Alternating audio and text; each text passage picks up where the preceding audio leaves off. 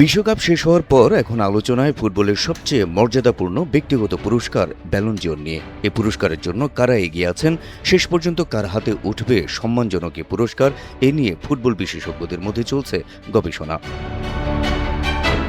Spanish সংবাদ মাধ্যম মার্কা বিশ্বকাপ সহ ক্লাব পর্যায়ে পারফরমেন্সের ভিত্তিতে ব্যালন ডিওরের সম্ভাব্য দাবিদারদের একটি তালিকা করেছে। এ তালিকায় আছেন Lionel Messi, Lamine Yamal, Rodri, Harry Kane ও কিলিয়ান এমবাপ্পে।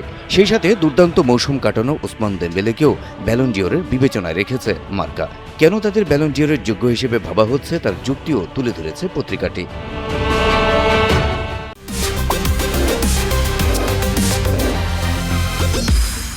ম্যানচেস্টার সিটির হয়ে মৌসুমে ভালো পারফরমেন্সের পর বিশ্বকাপে নিজের শ্রেষ্ঠত্ব প্রমাণ করেছেন রদ্রি। টুর্নামেন্টের সেরা খেলোয়াড়ের পুরস্কারও জিতেছেন তিনি। বিশ্বকাপে বল নিয়ন্ত্রণ, সফল পাস এবং আক্রমণ ভাগে পাস দেওয়ার ক্ষেত্রে রেকর্ড গড়েছেন এই স্প্যানিশ মিডফিল্ডার। মাত্র এক গোল হজম করা স্পেনের রক্ষণাত্মক সাফল্যেও বড় ভূমিকা ছিল তার। তাই ব্যালন ডিওর পাওয়ার ক্ষেত্রে সবচেয়ে এগিয়ে থাকছেন এই স্প্যানিশ তারকা। মাত্র ১৯ বছর বয়সে ক্লাব ও জাতীয় দলে অসাধারণ মৌসুম কাটিয়েছেন লামিনে ইয়ামাল। বার্সেলোনার হয়ে ২৪ গোল ও ১৭ অ্যাসিস্টের পাশাপাশি জিতেছেন লা লিগা ও স্প্যানিশ সুপার কাপ। বিশ্বকাপেও ছিলেন স্পেনের অন্যতম গুরুত্বপূর্ণ খেলোয়াড়। সৌদি আরবের বিপক্ষে গোল করার পাশাপাশি পুরো টুর্নামেন্টে সবচেয়ে বেশি সফল ড্রিবলের রেকর্ড গড়েছেন তিনি। ফ্রান্সের বিপক্ষে সেমিফাইনালে গুরুত্বপূর্ণ পেনাল্টিও আদায় করেন এই তরুণ ফরওয়ার্ড। তাই ব্যালন ডিওর জেতার প্রত্যাশাটা করতেই পারেন ইয়ামাল।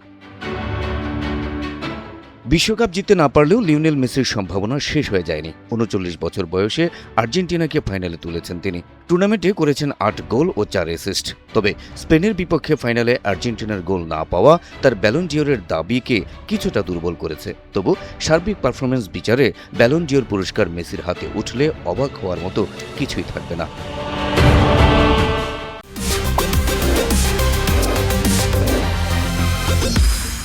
বিশ্বকাপ সহ ক্লাব পর্যায়েও ব্যক্তিগত পারফরমেন্সে উজ্জ্বল ছিলেন হ্যারি কেইন।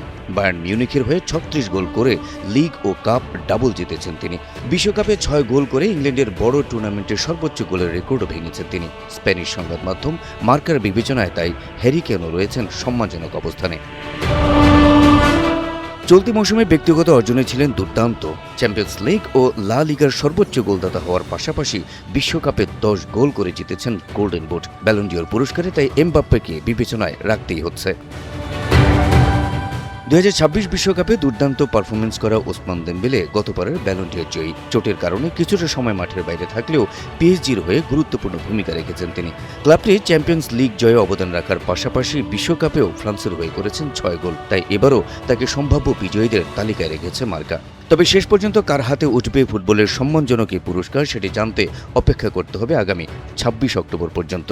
সেদিন লন্ডনে আনুষ্ঠানিকভাবে ঘোষণা করা হবে ২০২৬ সালের ব্যালন ডিওর জয়ীর নাম।